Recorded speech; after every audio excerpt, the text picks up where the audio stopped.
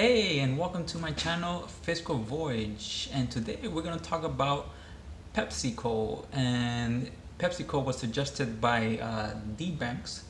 Thank you, D-Banks, for commenting and suggesting for me to do a stock analysis on PepsiCo. However, before we start, I actually did one early 2018, last year. In January 13, I uploaded it, and at that time, Pepsi had a price of around 118, and I had it as overvalued by 11%. Actually, after 2 months since when that video was uploaded, Pepsi actually went down 70%, almost to $97 a share. So at that point was a good time to buy because I had a fair value price at 106 and 19 cents, and you would have got it for 97. That was definitely a good price to get.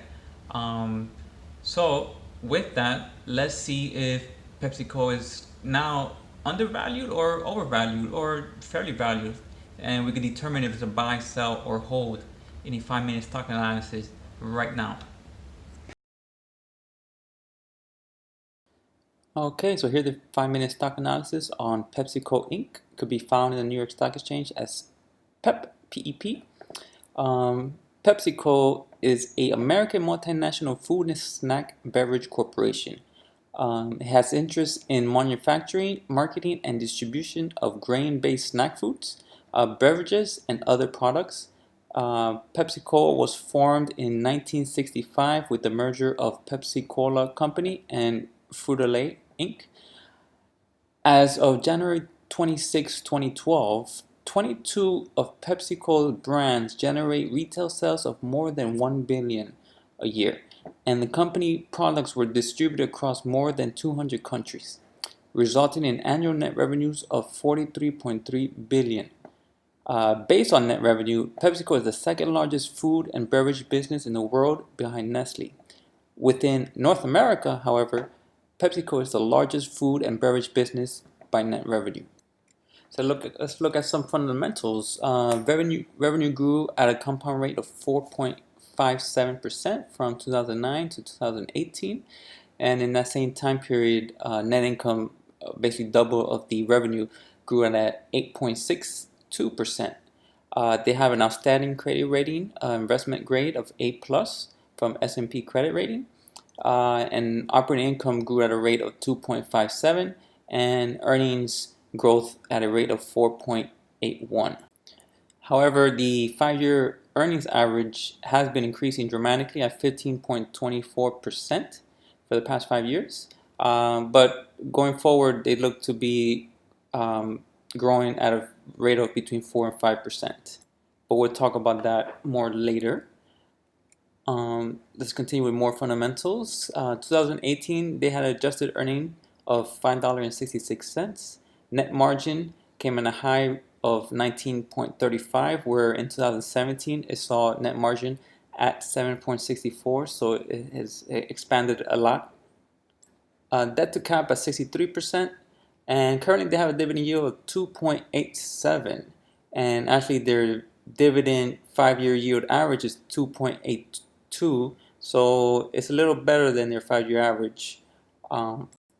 And their dividend payout ratio at 69%, which is quite high, almost 70% basically, and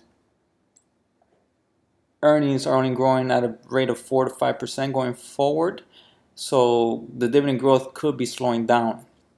And actually, the most recent increase was only at 2.96%, which was announced earlier this year. They do have a charter rule of 12.27, which is the current dividend yield plus the 5-year growth.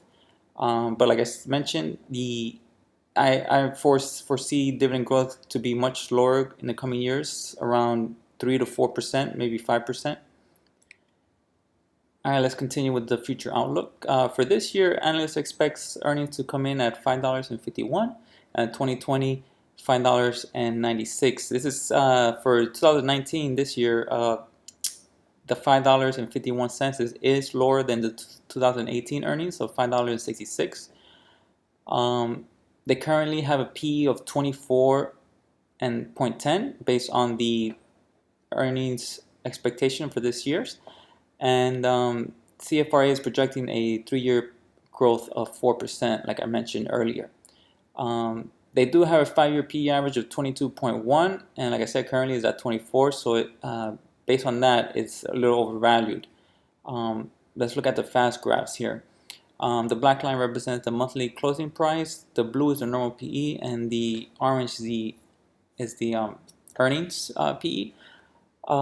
So you can see here the black is much higher than the blue. Looking at this company, you would want to see it lower than the blue. The blue line here, since it's a high quality company, is where I would use it as my fair value estimate. So let's look at the fair value prices. CFRA doesn't have any. Morningstar comes in at 133, Simply Wally 131, FastGraph at 109, Yahoo at 139, and my dividend discount model analysis at 66.21. The reason why I came out to 66.21 is because the growth for the income is going to be around 4% for the next 3 years. So that's how I get that number. So averaging out to 5, we get a fair value price of 116 and 3 cents. And currently, you can get the company at 133 and 13. Therefore, the stock is overvalued by 12.84%. So with that, I recommend it as a whole at current prices. I actually own Pepsi.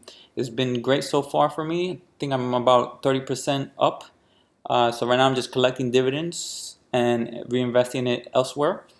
So I love the history. You know, the stock's been growing dividends longer than I've been alive. But like I said, I see them growing the dividends much less than in recent years. So unless they, come up with a new product or acquire someone for better growth. But with that, I recommend it as a whole at current prices. So let me know what company you would like to see next, and make sure to leave a comment below. Let me know what you think of this analysis. And thank you for watching. And if you find this video informative, please hit the like button, smash the like button and subscribe to my channel. And also you could check out my portfolio in the description. There's a link for that. And don't forget to look at my website, fiscalvoyage.com. Have a great one, guys.